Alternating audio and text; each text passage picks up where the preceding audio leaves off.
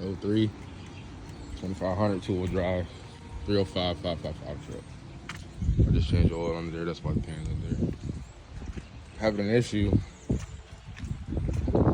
with the idle or the throttle in general. 302 on the clock. Betters are a little weak. I plan on getting new ones in the next week or two.